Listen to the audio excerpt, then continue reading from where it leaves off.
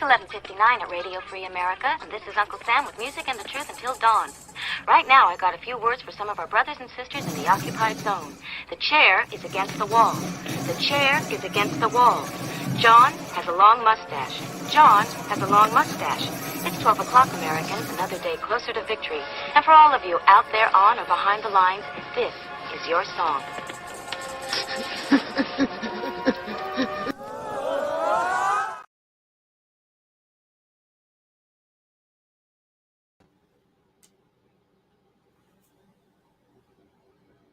GearWebsites.com is your source for firearms-based playing cards and books. We also have mugs, shirts, and posters with designs that we've made live. Of course, we have patches. Every Friday is Free Patch Friday. We appreciate your support. Thank you for shopping at GearWebsites.com. All right, welcome everybody. Is my mic working? Welcome everybody to our weekly wrap-up, weekly two-way wrap-up, where we take a look at what's been going on in the week from the perspective of our Second Amendment and what it protects. And let me touch a little bit on guns and some other things. So we're going to go from the puppy over here and head over to this screen, which I'll just screen share. I shouldn't keep moving this mic every time I do that. It seems to kill the audio. Hopefully it didn't kill the audio. All right, so now we'll just pull this over. We'll bring this back around and put the puppy cam up. Hopefully the puppy cam is still working. Everybody who was here early got to see the slideshow of the puppy and his friend Mello on their adventures scuba diving in Arizona. So thanks everybody for joining us live. We do this live. I appreciate the live feature of the internet, right? We're here with an interactive technology allows people to do more than just like and follow and subscribe and all that kind of garbage, which is nice for the logarithms, but it allows us to have an actual conversation. So by doing this stuff live, unscripted, obviously I've got some notes here, but essentially we're just going to go through some stuff that was focused on Second Amendment for the week, add some commentary, some perspective, hopefully a little bit of insight that gets you thinking and hopefully motivated to act. And at the same time, this is a forth thing, so appreciate the people that join us live. Now, most of the people that listen to this will listen to this in a podcast. It's a much larger podcast than it is a live show, but if you'd like to participate in the live show, we go live midnight on Friday nights, midnight Eastern. Why midnight? Because it's cool, and cool literally, I'm in Arizona, but it's cool because people that work the night shift don't get anything focused on them, and I have been a night shift and overnight person my whole life, so I'm doing my show in the middle of the night so that people that are listening live can be those folks that are up in the middle of the night. That being said, most of the people are listening to podcasts, so if you are, please give us some feedback. Give us those thumbs and likes and hearts or whatever the indicators are that you appreciate the show. It lets the podcast platforms know that we're worth sharing to new people, and that's our goal. We're trying to grow the podcast in the 2024, the election year. I've been doing this for a long time, and you put this stuff into gear so we can get the word out. We had Jeff Knox on yesterday, I guess, and great conversation. We've got him coming back on the 13th, and then we've got Alex coming up on the 20th, so we're getting our interview schedule back into gear, and we're hoping to get that out to as many people as possible, because we're not just talking about news of the day, we're talking strategy and how we can end some of these debates and end some of these foolish problems that we have that are due to unawareness, I guess, in ignorance. Let's get rid of some of that ignorance and let's end some of these things that so many of us are sick of, some of these cycles that we're sick of seeing. All right, so that's our overall goal for the show. We're going to help do that by taking a look at what goes on during the week. This is kind of YouTube-centric, but not entirely. And at the same time, we are sharing this on a lot of different platforms as a blog, as a podcast, and on some social posts. So hopefully we are sharing this stuff around to get it off of YouTube. So I guess with that in mind, we've got it on our Patreon blog. Check that out. That's of course the people that make it possible for us to do this. You'll see the scroll going down at the bottom of the screen right now. Our Patreons make it possible for us, me and this puppy and some other people, to spend time on projects like this one right here. Thank you. We do appreciate it. We wouldn't be able to do that. We're not funded by anybody. We're not sponsored by anybody. I don't have to get you to buy anything. I don't care if you buy a gun or not. You could buy 6 guns. You could buy none. I'm happy that you're interested in what our rights are protected and thinking about these things. And hopefully, again, with the strategy of getting rid of some of these issues that some people are profiting on. And it's actually quite annoying to see them. Every time the cycle comes around, to see the same people profiting on these issues that are entirely due to ignorance. So let's get rid of some of that. So thanks to the Patreons to make it possible for us to have ambitions for goals like that. Basically, Patreon is a platform that you can go to and support projects like ours. Most people are giving us $5 a month, so like a cup of coffee every month. So that's $60 a year, monthly, right? And you subscribe on Patreon. Some people buy us lunch each month, like $20. We really appreciate that, because the people that do that, the 100 or so people that do that, it accumulates, and that allows us to pay for 3 servers. We have a giant server and 2 medium-sized servers that serve up the different websites for redundancy and for other reasons. And then we have a little bit of software. I'm not crazy. I used to have thousands and thousands of dollars worth of software running back when we had gun channels. I don't need any of that anymore, but we do have some software that costs money. And then the time, really, it's just the time that it takes to update that stuff and add new things and devote to this kind of project. So our Patreons make it possible for me to do that, and for the other people that help me to do that, and then pay for those projects. In addition, we travel and we do stuff once in a while. So Patreons make it possible for me to even consider doing that stuff. Now, if we had 3 times the number of supporters, the subscribers on Patreon, we'd be doing a lot more. So if you're interested in using your capitalism to support projects that you value, including ours, check out Patreon. I know a lot of people flee the platform for various reasons, but it's been great for our projects, and I know a lot of people that have enjoyed it. Plus, there's lots of non-gun related stuff over there. So if you value supporting things that are happening in real life, being part of the support for that stuff, check it out. In addition, we post this show as a newsletter, and I don't do that often enough. It's actually the most laborious thing to do, so it's the thing that gets kicked to the curb each week if I don't have time. But I do attempt to do that at least a couple of times a month for those people that don't have time to watch the videos or don't go to the social platforms. We actually have about 300 people that contact us exclusively through emails. I don't do email funnels or try to do marketing stuff, so I'm not collecting email addresses. It actually costs us money to send out the newsletters. Technically, the Patreon support, stuff like that. But again, it's not something that we're super ambitious on. But if you are interested in getting this stuff through email, check out our newsletter. And then Substack, that's what we're looking at on the screen right now, which is essentially a fancy blog. And you'll see its formatting, I think, is the best of all the other things that we post to. So it makes it the best to facilitate the video. Of course, we post things to Instagram, which is my favorite of the platforms, or at least it has been over the years. It's a very visual one. It's kind of a fast one. So a big fan of Instagram. I'm going to take a second here and thank all the people that are joining us live. So if you want to join in, to do that, I guess I'll say that I'll do that in a moment after I start the poll. So each week I like to start a poll over on the YouTube channel for the people that are joining us live. And I ask the same question to start out. How was this week for 2A? Tell you what, this was an amazingly giant week for 2A. I don't know if you're paying attention or not. Some people listen to this show, just to get the wrap up for the week and don't pay attention because of it. It's a massive week. It's going to be a long show probably.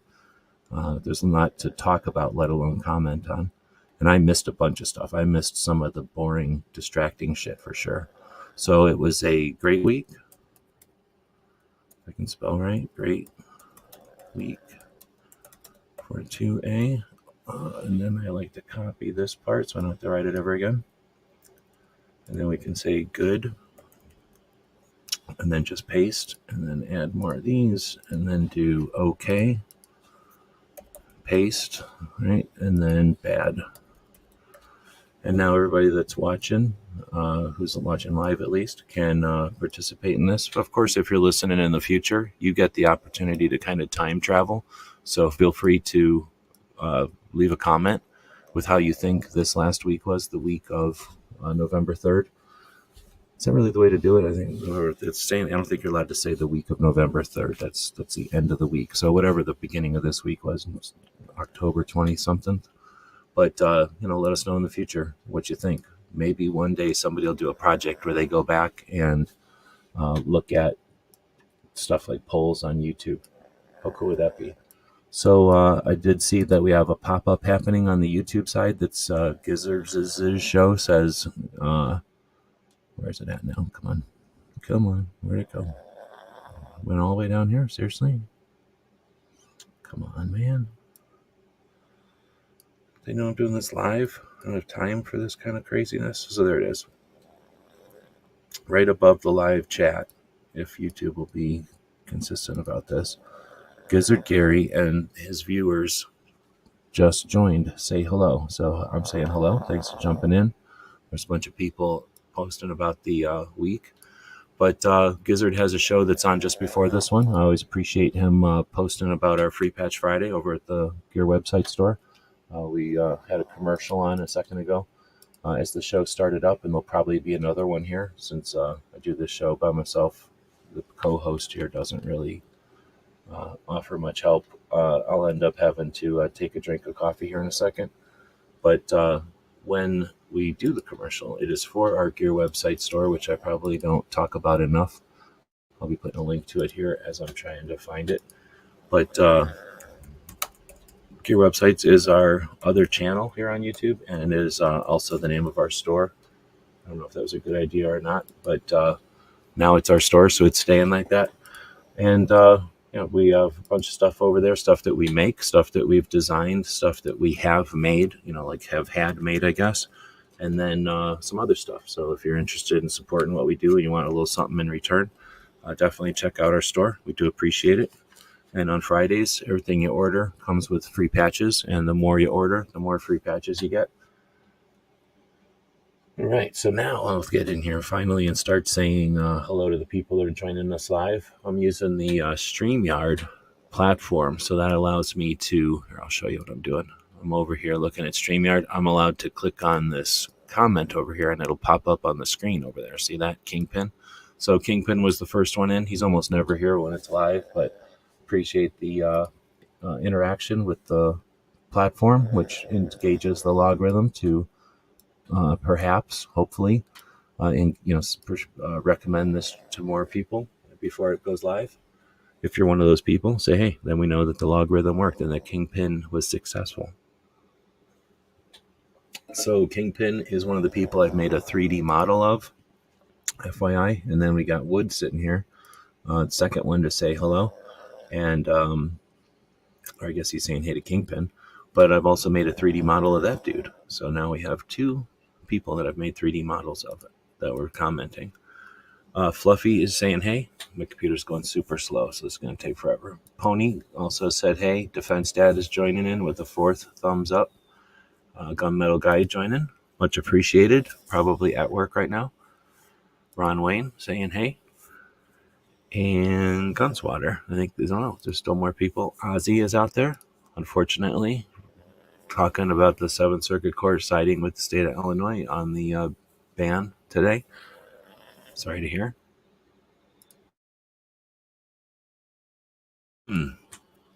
We are definitely getting closer to the goal of having like a scoreboard of what's going on. I just have to, I've gotten to the point where I can actually devote time to thinking about it. Now I just have to figure out how to facilitate it, like how to actually make that thing happen, who to ask, what to, how to figure it out. So if anybody's got any ideas, let me know. But keeping up on what is happening in all the states is going to be useful / critical, right? Like I think we can all do with some sort of assistance, keeping track of what's going on out there. Fountain City saying, hope you're having a good night. Yep, you too. Thanks for joining us. I could go grab a fingerboard, but I got so much stuff going on right now. I'd have to think for a minute where they are. I think I still have them. My friend may have asked me for them for his kids, but back when we worked at Microsoft, we used to do fingerboarding constantly. So we all had like these little toolboxes full of fingerboard stuff. And I wasn't that good at it, but I like collecting stuff, and I like fiddling with stuff when I'm at work. And Yeah, we had a lot of fun customizing little fingerboards back in the day. This was like the early 2000s. And like I say, I had this little toolbox of them, but my friend may have asked me for them, and I would have given them to him so that he could give them to his kid. But thanks for joining us. Haven't thought about fingerboarding in a while. And later on, fingerboard is saying, been a fan of the channel for 10 years, maybe. Right on. And then agorizers out there, good afternoon, good evening. I never know, because, we're the night shift, so this might be afternoon for some people. When you're listening to this, who knows what time it is. Steven out there, good afternoon. All right, so with that, we are going to jump back into the show. So again, I tried to take a look at what's going on in the week for 2A, and without all the BS distractions, the stuff that's obvious distractions. Most of this came from the NSSF newsletter that comes out. You can join that. And then every Friday, about 2 p.m. my time. So what is that, 11 a.m. maybe? I don't know what the math is, but some earlier time, right? No, the other way. Yeah, no, I don't know, whatever the math is. It comes out in the afternoon on Friday from the NSSF, and it's a pretty concise and a pretty non-biased. It's not wasting anybody's time. It's just, here's the news, here's the news, here's the news. All right, so U.S. Supreme Court granted a cert petition of blah, blah, blah, and agreed to hear a case challenging the federal ban on bump stock. So we got that one that's going our way. So that's the Michael Cargill case, right, out of Texas. Guy owns a gun shop and hosts a radio show. And now his case against the government for taking away his bump stock without giving him anything for it, and it's BS, has now gone all the way to the Supreme Court.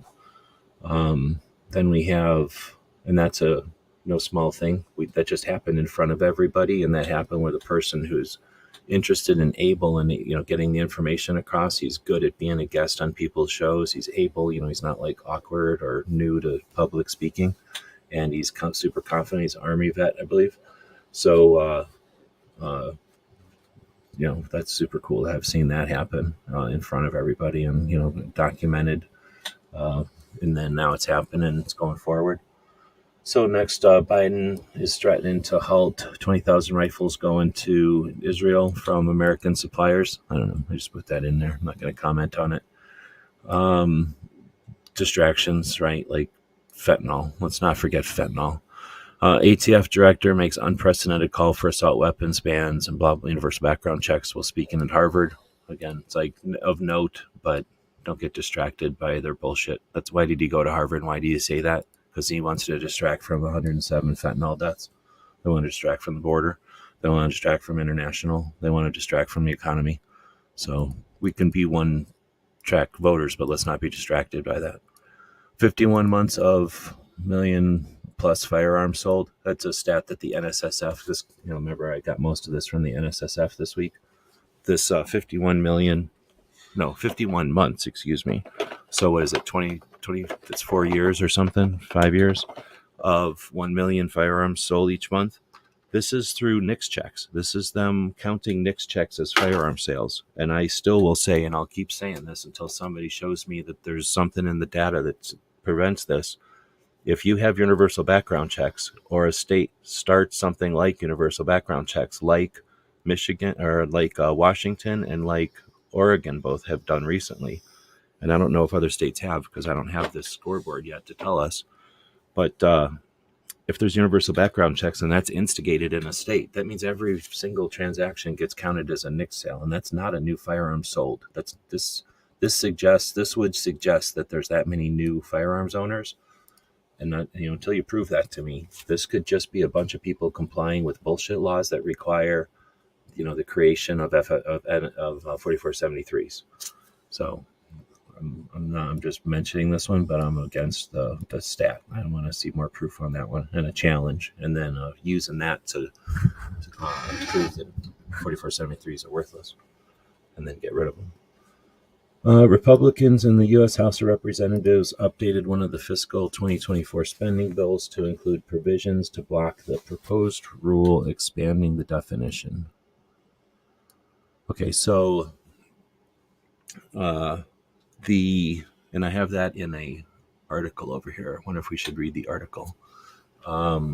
So in other words, in order to help fight against the change in definition of what it is to be an FFL, so they want to change the definition of an FFL to include anyone who makes a profit from selling a gun, which could include seriously anyone who sells a gun, right? Except it's a catch-22. They're not going to allow you to be an FFL for selling one gun, but they're going to say you need to be an FFL if you're going to make a profit off of selling one gun. So that's a weird catch-22 that they don't care that they're creating. So that's the frustration, and that's what the current comment period with the ATF is happening, and it's right now at 200 and something thousand comments. 200 something thousand comments. There's 30 days left. It ends in December sometime. 200 and something thousand comments. Not one of them is our side. I mean, there might be a few thousand of them our side, but that's 200,000 anti-gun comments. So everyone's just going to look at that and go, we can't win now. So it's sad to see us all be weak and just lose in front of each other. I don't like it. So here's an article from Republican spending bill from, what is this? This is from Roll Call 219, I imagine. Republican spending bill would block gun background check rule. So this is saying that as the administration reiterates calls for tougher gun measures in response to the mass killing, they used our word, in state of Maine last week, House Republicans updated a financial spending bill which provisions that take the opposite track. Republicans are looking to use the appropriations process to block a proposed rule to implement a provision included in the first bipartisan anti-gun violence package passed in years. So, got through all that flip-flop. Here we go. The gun package, which received the support of Republican senators, and then they say a bunch of them, widened the definition of engaging in the business of firearms dealing according with the Justice Department. Well, first off, no, it didn't. What the hell are they even talking about? So they're using the stupid-ass bipartisan anti-gun bullshit law that went through because of these idiot Republicans freaking 2 years ago. They're saying that this has anything to do with that, and it doesn't. The comment period is just bullshit made up out of thin air, and they're suggesting it has something to do with what Congress enacted. So that's a weird flip-flop. I think it's super fake. Then it says the law was enacted with the aftermath of killer 19 blah blah. They got to say about stuff about killers. Then another thing about killers, and then a proposed rule with the ATF proposed would clarify the circumstances. I don't know. So anyway, I'm not going to read this whole stupid thing. So anyway, they're saying though that the Republicans are now putting into the fiscal bill that Biden can't do this stuff. Essentially taking all the money away from ATF so that they can't spend any money on Biden's new stupid rule. Is that our salvation? Is our representatives pushing through this fiscal bill the way that we solve the ATF going rogue and putting through comment periods? Or is it easier or better off for us as a community to rally when needed through a freaking email campaign? How hard is it to write a fucking comment? We've done it before. So instead of actually just combating the stupid antis who we know are being paid by Bloomberg to do a stupid email campaign and we all write comments and make a big deal about the comments, so that we actually use the civic tools that we have available to us. Instead of that, we're going to wait for Republicans to send a stupid change to the fiscal bill. What a convoluted, dumbass, weak-ass way of dealing with this. So I pointed our national level organizations for not taking the lead and doing something about this that's proactive or useful or empowering. This is all weak. So next up, the House of Representatives passed H.R. 4821. The Department of come on, what the hell? I guess this is a thing of Substack. Sorry about that box keep showing up.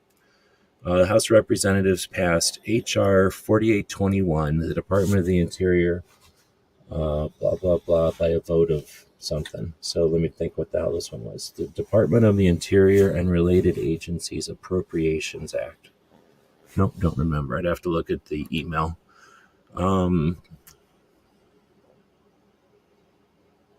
I think this one, no, I don't remember this one. So if somebody remembers this one, let me know. I'll have to go.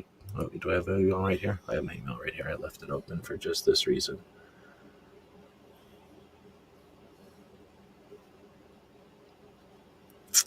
All right, it's a big email. Scrolling.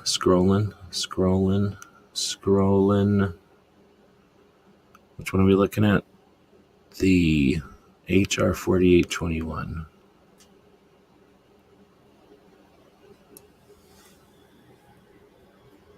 All right, I'm going to have to do a find.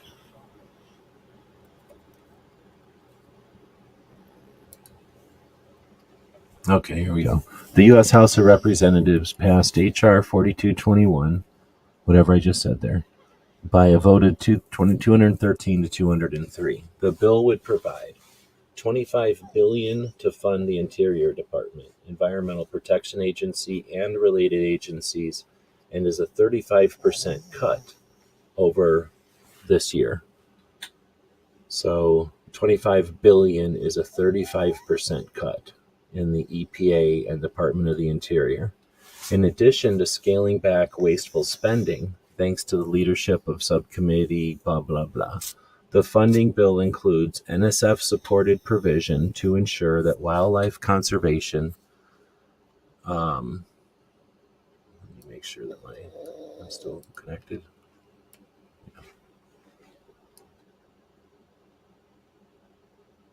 Is our audio still good? Sorry, I just want to make sure everything's still good. To ensure to ensure wildlife conservation follows peer-reviewed site-specific evidence when applying policy decisions, and would prohibit funds from being used by the administration to ban traditional ammunition on public lands unless warranted.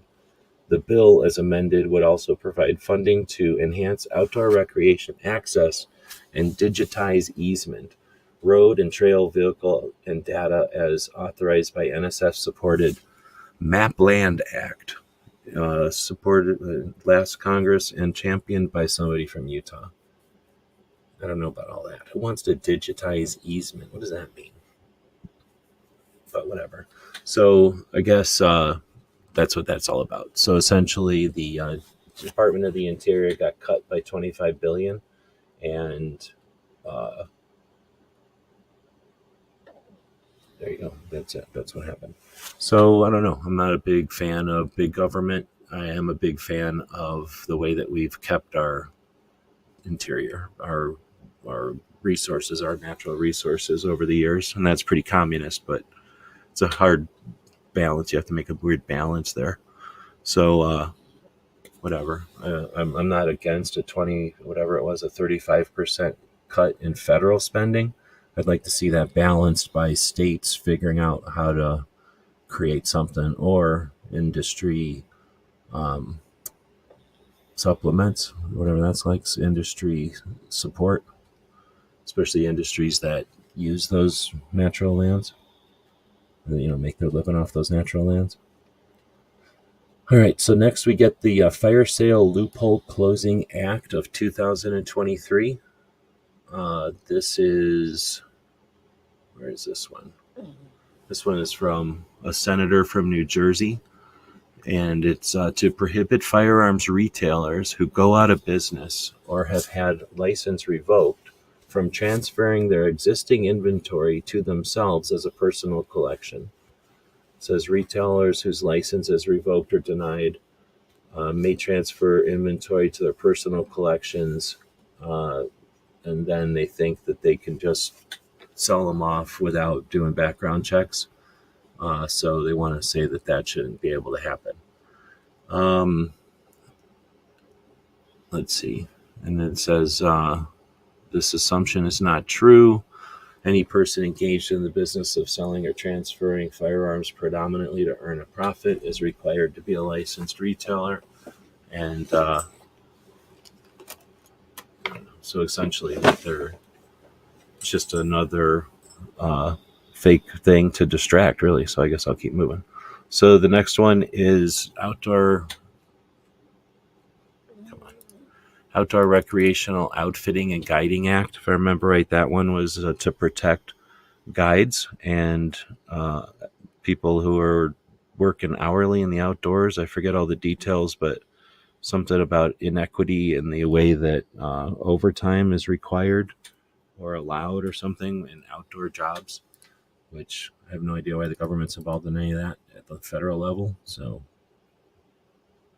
that's an act that's trying to go through to remove federal influence or touching that.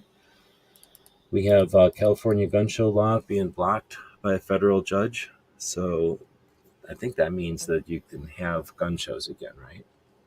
A federal judge blocked California's law prohibiting gun shows at county fairs, saying the ban infringed on the rights of sellers and potential buyers at gun shops. The decision came from a district judge in the District of California and repealed the law that went into effect in January of 22.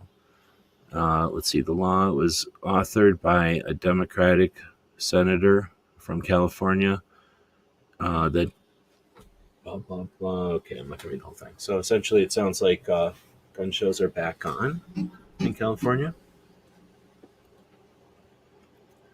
He wrote in his opinion, the law is more extensive than is necessary to serve that interest. California already has strict laws regulating firearm sales at gun shows. Gun sales can be initiated at such events, but not completed. Buyers must pick up their firearms at a licensed retailer at a different location following a 10-day waiting period and successful background check. So I guess the concern that they had to ban them was because of sales, their bullshit law, the gun show loophole bullshit, and they proved that the law doesn't allow them to do that anyway. So let's see. So then we have the Ninth Circuit Court stayed an assault weapons ban ruling in California, which everybody's upset about. A federal appellate court paused a lower court decision overturning a California ban on assault weapons. So there was a California ban on assault weapons, and a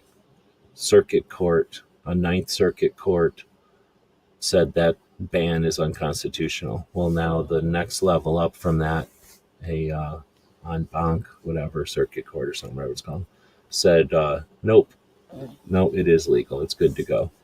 And that was a 2-1 decision by a 3-judge panel no, it wasn't en banc then. So it was I don't know, whatever the hell this is. This is a constantly going on thing. I guess I don't know the details. The 2-1 decision by a 3-judge panel. Appeals of the Ninth Court leaned heavily on the appellate court earlier this month, in which the 11-judge panel paused another ruling overturning the state's ban on large capacity. Okay, so that's where I'm mixed up. The big judge panel paused a ban on the magazines, and then this one is the assault weapons ban, and now it's saying that the granted a stay on leaving the law intact while it continues to hear the appeal.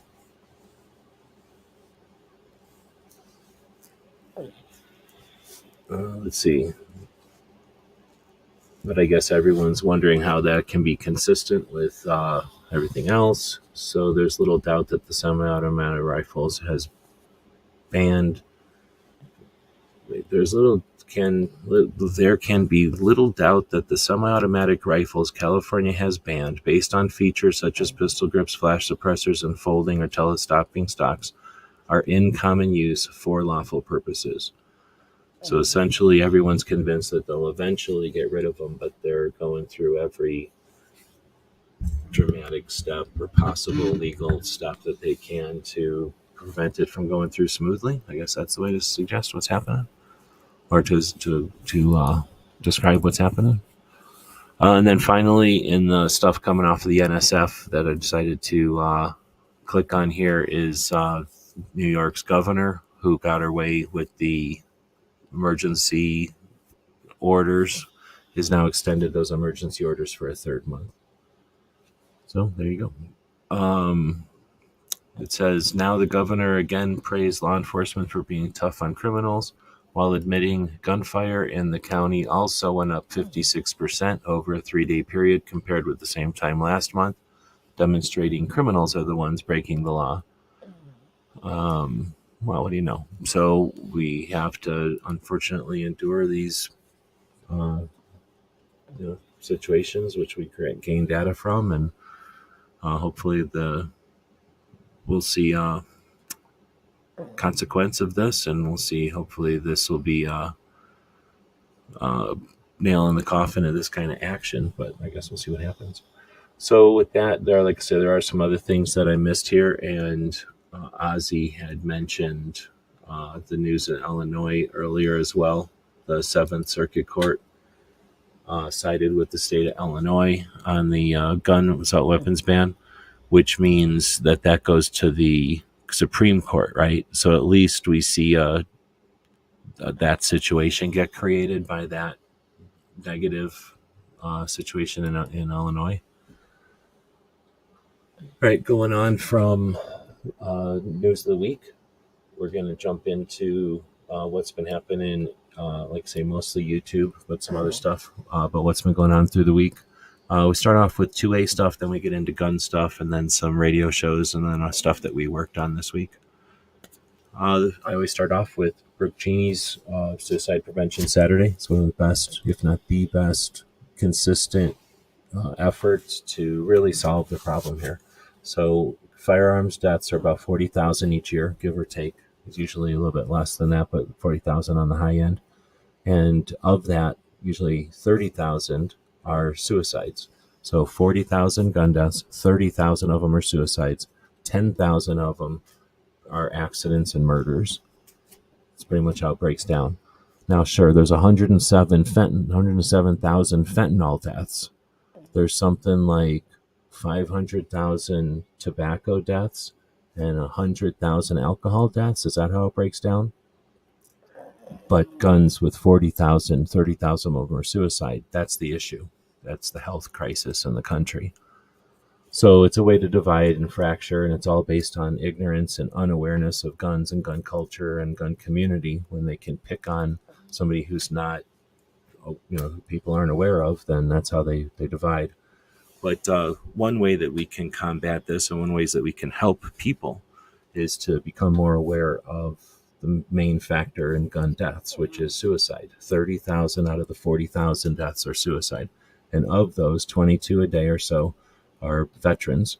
So you might be interested in helping veterans. You might be interested in helping people. You might be interested in preventing future attacks on our rights. But all of these end up with, normalizing mental health conversations and awareness, and creating resources for people that are struggling or having difficulty. And that can be anything from civic to individual to religious to, I suppose, some government, but hopefully not anything government, because this can be done person to person and community to community. But what Brooke does each week is provide a conversation, a brief, usually 20, 30-minute conversation focused on Suicide Prevention Saturday, mental health awareness, and making these conversations more comfortable, more normalized, and allowing us to get real when people want to suggest, because they've been told guns are bad, and we can suggest, hey, you really want to help people, then let's look at the gun deaths. 40,000 of them, 30,000 of them are suicide. You take the gun away from them, they're still suicidal, right? Do you want to help those people? What do we get to help people that are, why are we in this predicament? What can we do? How can we remove, reroute some resources to help people in this situation, or create some awareness so people know it's a temporary state of mind or something? What can we do? Instead of, let's take away the one thing that you're scared of, that you've been told is the magic thing. You really think you take away one thing from someone who's suicidal, they're not suicidal anymore? If anything, you stressed them out a little bit more, right? So having these kind of conversations allows us to actually move on. And Brooke helps normalize this and keeps it consistently in the conversation. Every other week, everybody else is worried about what news of the day, whatever distractions going on, whatever bullshit's going to make them money, whatever bullshit's going to make them more famous, whatever bullshit's going to set them up to be better next year.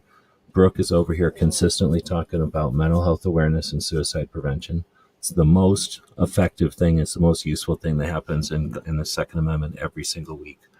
Highly recommend you check it out. Highly recommend.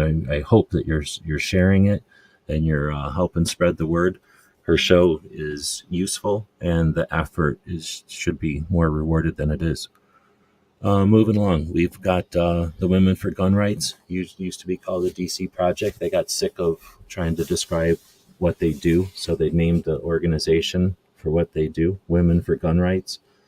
They visit DC. They have a fly-in where they go to DC each year, and a group of ladies, you can see them in the picture here, a group of ladies meet with their representatives. So it's a lady from each state who come together in DC, usually in October, and meet with their representatives. They get appointments and they schedule it all. They fly on their own dime. They take time away from their families and their lives and their businesses and their whatever else they got going on. Their moms and sisters and grandmas and whatever they are.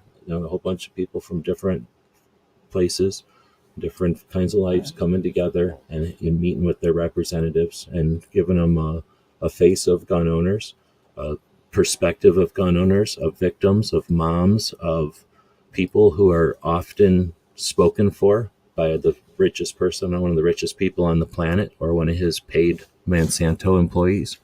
So, these are ladies that are doing probably some of the most effective activist work, because they're not just going there and shouting. They're meeting with the representatives and having conversations and telling them, the representatives, their position, and getting information from those representatives. Those ladies then have up training and conversations with each other. They're often members of the other female organizations and other gun owners organizations that are out there, and they bring their experience, their hands-on, like boots on the ground, earned experience. They bring that back. They're one of the most well-oiled national level organizations we got, and each of these ladies is an ambassador coming back to their organizations, their states, their groups, their rallies, and they're offering that experience and that resource. So it's an amazing project. This is a video, about 22 minutes long, describing their fly-in this year. Again, worth your time, worth your funding to help these ladies going into an election year. Who else is going to have representatives' ears? And the people who work with those representatives, the infrastructure, the bureaucracy. The representatives are elected, so they come and go. The bureaucracy is often more permanent and often more ingrained. And these ladies are meeting with, not just the representatives, but also the people who make those appointments and the people who, work in the buildings and the people in DC. So they're creating a resource, as time goes on here, with their more and more experience, they're creating a larger and larger resource for us. Supporting them is an excellent idea. Correct. What's it saying? Did they change their name? They're not the DC Project anymore, right? They're the Women for Gun Rights. They got sick of trying to, every time someone said, "What's the DC Project?" they would have to say, "Well, we're Women for Gun Rights." So they kind of switched it to Women for Gun Rights. Gunswatter saying 9,125 veteran suicides each year. Thanks for the data. Woods is saying, here in Washington, I gave a shotgun to my nephew according to 1639. I had to transfer it to an FFL. That creates a 4473. Both of us have guns. No new gun was involved. Exactly. No gun was purchased. No gun was created by a manufacturer. No new gun owner came to the scene. And in fact, if you did that with 3 guns at 3 different times, that would be 3 different 4473s. If you did it with a back and forth or a trade or something, that might be a 4473 going each way. So, and it's a 4473 for each of you. You and him both have to do a 4473. It's just one gun, one transaction. So I don't believe these numbers, or at least I'm skeptical on these numbers. Right, I don't know what that means. And getting cool outside, so you guys are just saying hey to each other. All right, so getting back to the list of stuff. Locked and Loaded Latinos came back with episode 129. It's been a number of weeks, if not months, since they were on, so it's good to see them back, and they're ambitious to get to SHOT Show and to continue on with their advocacy and kind of cross-platform, cross-community thing where they do the gaming and the gun stuff. Then we get to the Forge of Freedom with Alex and I think his dad, and talking about gun control myths. Worth your time checking that one out. Another one that was pretty interesting was listening to the team up with Meet the Pressers and Riding Shotgun with Charlie. They had Laura on with the with Faster Colorado. Faster is a great organization moving into a bunch of different states with education for, I think it's facilities, administrators, and the rest of the staff at a school. So instead of just concentrating on teachers, of course, it's the entire staff who's adult to get ready for any emergency, whether it be a broken window or a car accident or an accident in the playground or something. It's just emergency awareness. And then, of course, they include firearms accidents or violence as well. But anyways, good. It's an interesting conversation for sure. Sorry, I'm a little distracted. I got a weird bug flying around here. Let's see. Then we have Gun Owners of America and their I don't know, I forget her name. Tiffany? Firearms are the great equalizer. The girl from Gun Owners of America doing her shorts, 3-minute. Why do anti-gun groups want to disarm women? Check that one out if you're interested. Let's see. Then we have Shooting in the Woods podcast is, I guess that's what Shooting Gallery New England is calling himself, Shooting in the Woods. And he had Boomstick Babe from Colorado on. Worth checking out. Kind of about an hour or something conversation from the other night. Let's see. This was the armed attorneys out of Texas talking about the Ninth Circuit Court stay for the assault weapons ban and how crazy it is because it was unprecedented the way that they did it, or it's just lame, I guess, the way that they did it, where normally, like, they did essentially went out of procedure, out of order in order to do it. They did it legally and it's correct. It's just that it's unusual and it's like bringing everything to bear for something, and it's quite obvious that they have a political agenda. The way that they kind of threw everything on the table to ensure that they could stop the, I guess, what they consider to be potential conflict with, a different state or a different circuit court. I don't know. They explain it better in the video. Speaking of explaining it better, this is interesting. The guy from Four Boxes is talking about National First Responders Day, and he says essentially the person who experiences the trauma or the injury or the situation is the first responder. Everybody else is a secondary responder. And it's an interesting point, but kind of a kick in the nuts to the first responders who the day is attempting to help or whatever. Let's see. And then we had Every Second Matters yesterday, and I just kind of did that prompt too. I invited about 40 people, which I would normally do on Every Second Matters when it's in full speed. And you never know who's going to show up when you invite that many people. And I did it last minute, so nobody knew the invite was coming or anything. But Jeff Knox ended up joining. Gizzard was in there for a while. I don't know if Gizzard is out here tonight, but Gizzard was in there for about, he was there for the whole time. But we chatted for about an hour or something. And then Jeff Knox jumped in, and we ended up having a 3-hour plus conversation with just Jeff, talking about different things. So if I have the ability, I'll chop that thing up. If somebody wants to do that, that'd be awesome. But I'll try to chop that thing up into kind of consumable pieces.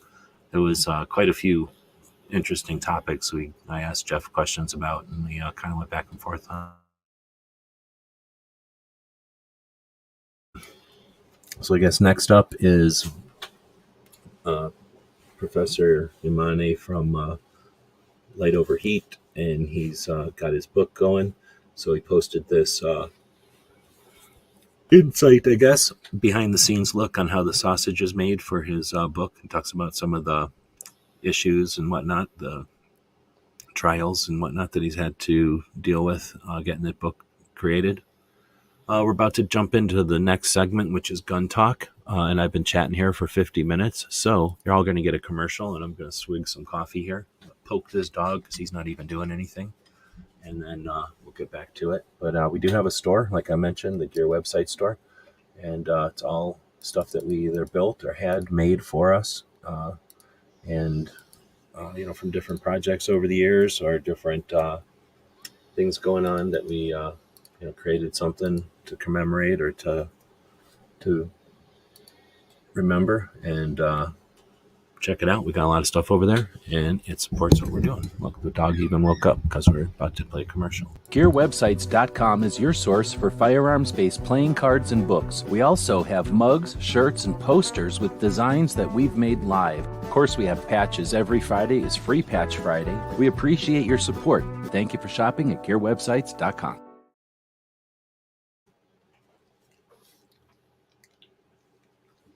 Stay back down. I should probably do a longer commercial. All right. Well, so now we'll get into the gun talk. So first thing we'll be talking about is She Fires, who does a show every Saturday or Sunday afternoon. This one was Home Safety with Strangers. Sunday I was out, so I didn't see any part of this show. I was out of it. So I wasn't watching nothing on Sunday. But I'm sure it was a good one. And stay tuned for another episode this coming Sunday, I'm assuming. Unless she's in Wanamaker. I don't know if she's going to Wanamaker or not. Then we got Gizzard. I mentioned earlier that Gizzard's crew joined us right at the beginning of the show. He sends all his people over. Appreciate it. Check out his shows, live conversation with no script, each Friday afternoon or evening, I guess. I've heard that he's going to start doing a knife show on Sunday to try to compete with my live Sunday knife show, but I guess we'll find out. Let's see. Next, we got Sonny, who's an ex-Spetsnaz dude, and he's been around for a long time. He's an instructor and doing all kinds of stuff right now. I don't even have a list of all the things Sonny's done, but if you don't know of him, then check him out. And this is something like a 20-minute long, 30-minute long video where he goes through all different stuff about the Kalashnikov magazines or AK magazines. And I learned a couple of things in this one. It was pretty neat. And listening to him with his experience from, going through training with them and using them, having actual real world experience with them, just dwarfs anybody else's like theoretical or opinion about it that we've got, because, he's actually has experience with them. So really good if you're interested in like useful, practical, I guess, practical knowledge of the Kalashnikov magazine. And it's modern because it has a bunch of the brand new stuff. You can see he's got one of those banana magazines back over there. Clover had EAA on, one of the sponsors of his podcast. That was just the other day. Chris from 740 had his friends from Glove Station on. It's pretty interesting listening to glove people talk. And pretty cool conversation. I don't know if anybody watches The Duelist, but he did an update kind of letting people know about the situation with his range and what's been going on, why he hasn't been on, and what the status is. But it's interesting to see. Unfortunately, not always good news, but it's still interesting, I guess is the word. It's unfortunate but interesting, having to deal with what he's having to deal with, and then just the fact that he's dealing with it and he's willing to and persist and keep going instead of just quitting or stopping or throwing in the towel or whatever. Then we got Meet the Pressers. So the last time it was Matt and Charlie doing a collaborative show. This is just Meet the Pressers themselves, and they had a really interesting conversation with Mike Oxnar. I think that's how he says it, and really interesting, talking about vision and talking about eye dominance and brains and eyeballs and how they work together with our hands. Really interesting stuff like that. Our eye dominance can be different between a handgun and a rifle, and it can be different with different other factors like the different positions and things like that. So understanding that can be pretty interesting, can definitely give someone more potential, I guess, correction or awareness if they're having some kind of difficulty with shooting. It was a really cool conversation. This one, I was just about halfway through this one. I haven't listened to this whole one, but this is another one from Forge of Freedom. Not really a gun one, but it's a guy who's been a dog trainer since the 80s, since the 1980s. And it says 10 natural steps to training the family dog. And there's just been a pretty good conversation of these two people talking about dog training, and I guess theory is what I've listened to so far, like his theory of dog training, which is, kind of common sense, but it's interesting to have someone actually have thought about it and, enunciate it, I guess, say it all. Then we got the Mouse Party every Saturday. Foss hosts a live format conversation or event, and every other week it's the Mouse Party. Normally that would be every week on Wednesday, but because of circumstances unforeseen, it got folded into the Sunday routine. So now every other week we get a Mouse Party. Every other week it's an overnight show. This week it'll be an overnight show, assuming it happens, assuming he's still able to do the thing. But we did see some new stickers over on the Gizzard show that I don't even have yet. So the crazy monkey and robot stickers, special bonus points if you've seen those over on Gizzard's show. So tomorrow will be the overnight, and we'll probably see those again, hopefully. This week I was on with Yankee. Finally had figured out how to get on a shooting left to center. I missed like the last 3, I think. So him and Matt and I have been chatting together since 2010. So it's kind of neat to be still chatting with people online over all those years. He's starting his Toys for Tots thing, where toy guns for tots, where Yankee wants to make sure the kids get toy guns along with toys for Christmas. So he essentially raises a crap ton of money with everybody, and then goes out and buys like an entire Target toy department's worth of toy guns, and then puts those into a pipeline that he has that distributes them out to a bunch of different locations that would normally not be collecting toy guns, but would still be willing to distribute them. So they don't get them from their suppliers, in other words, but they're willing to distribute them. So Yankee kind of injects the toy guns into that pipeline, which is pretty cool. He's figured out how to do that over the years and gets a ton of support. Lots of people jump in on that one each year. It'll only be for about a month. So by the end of the month, he'll be quitting it so that he can go get all the money together and start buying the toys and doing the rest. Edgar over at Guns for Everyone has been posting these animated reviews his kids are making. They're pretty cool. So if you want to check it out. Created with personal defense. Guns for Everyone, of course, is the place in Colorado that does the free concealed carry courses for anybody that wants to take them, and has done tons and tons of them. Like 10% of the concealed carries in Colorado come out of there. So they always do all kinds of interesting things, and one of them has been this animated reviews, and it's his kids that are putting them together. So it's pretty neat. The next one is barbecue, completely corked. Every second matters, and it's unethical, of course. There's no words for it. It's just that's how some people are going to be when they rip off everybody. They're going to rip off every second matters. So he has a book review that he does, or a book club that they do once a month, and even if it's every second matters, they don't care.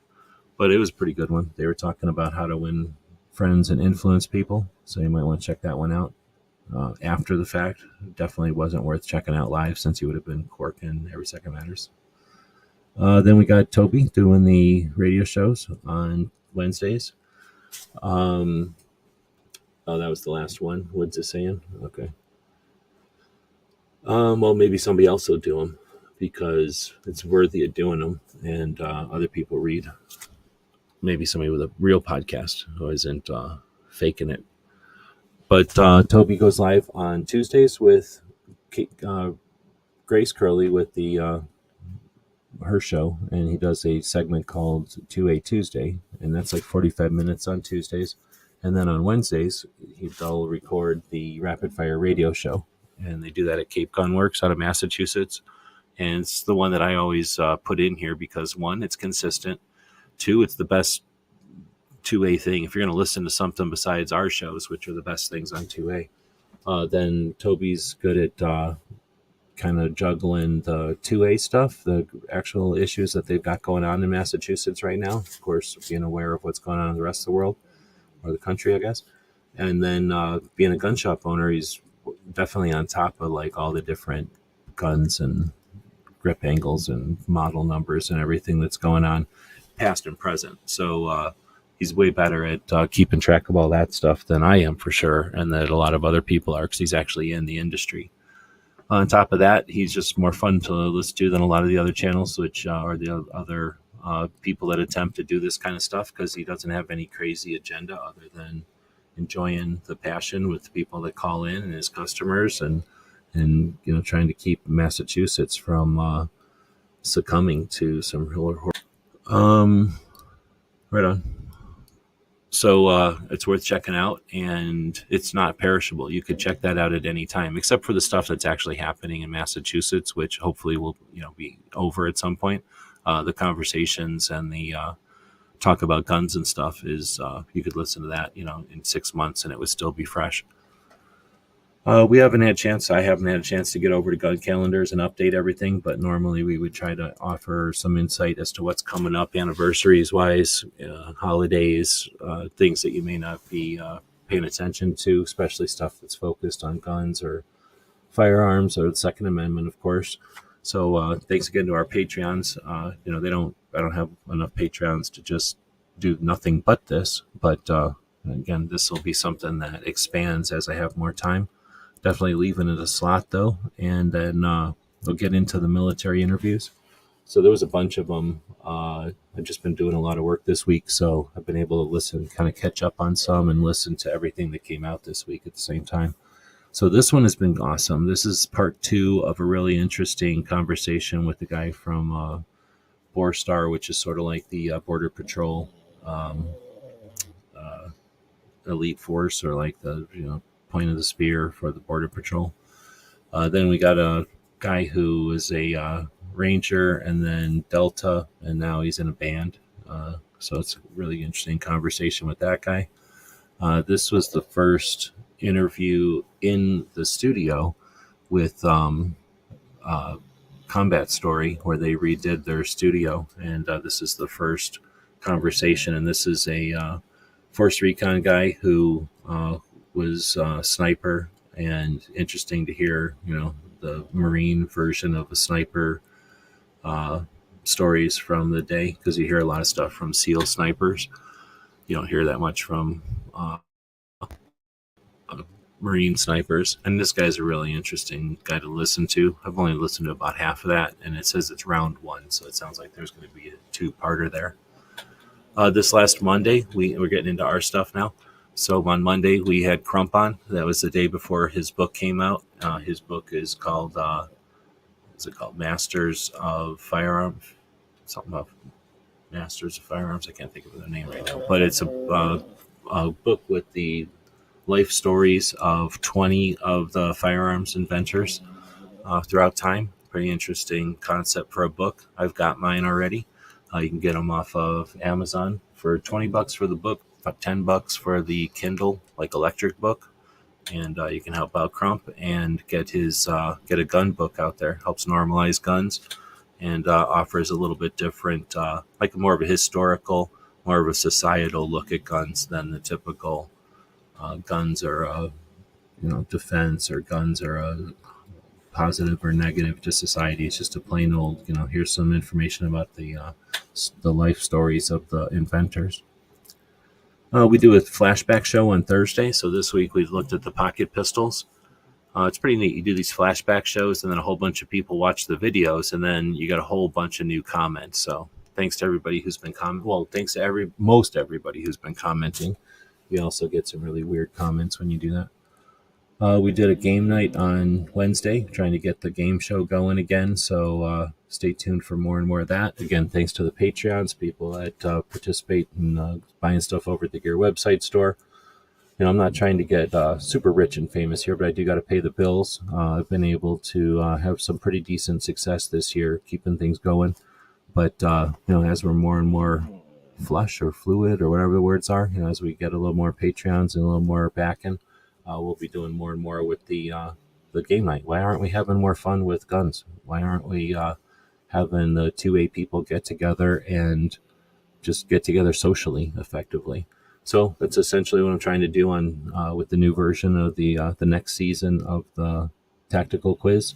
Is we'll turn it into a 2A game night where people are invited in. We'll do trivia, board games, things that we can play over the internet, and have some fun and let people just get to know each other and have some conversations and maybe apply some of that to 2A. And then of course I always have the ulterior motive of gathering all these people together live so that when the show is over and the live stream is ended, everybody has a chance to just chat, collaborate off air, and have a little time to catch up and chat about stuff and strategize. We're always better when we communicate, so let's create some more times to communicate. So that's what the game night's all about, and we'll continue to keep trying to do that. It's not something that's been done before, so sometimes you do stuff that's new and it works, and sometimes you don't. I'm not scared of experimenting with stuff or not succeeding, but I feel like that should be a thing, so I'm going to keep trying at it. We do the same thing where we take all the stuff on Instagram and talk about it like this. So you want to watch that? We do that on Wednesdays just before Cape Gunworks goes live with Rapid Fire Radio, sort of like an opening act. Feel free to join us in the middle of the day on Wednesday for our show. All right, that's it. We're pretty much wrapped this one up. I did it in about an hour, which is pretty good because that means I have 2 more hours to work on my other projects for today. So thanks everybody for joining us. Nobody's really saying anything, so I guess I either put everybody to sleep or you're bored. But thanks to the people that were chatting earlier. And if you have anything else, we'll start to wrap it up here by throwing up one more commercial for the store. And saying join us tomorrow. We'll have Tony Simon and Clover Tack, if they join me, to answer gun questions. And then, again, you've got Brooke Cheney in the afternoon tomorrow. And Foss wrapping it up in the evening. GearWebsites.com is your source for firearms-based playing cards and books. We also have mugs, shirts, and posters with designs that we've made live. Of course, we have patches. Every Friday is Free Patch Friday. We appreciate your support. Thank you for shopping at GearWebsites.com.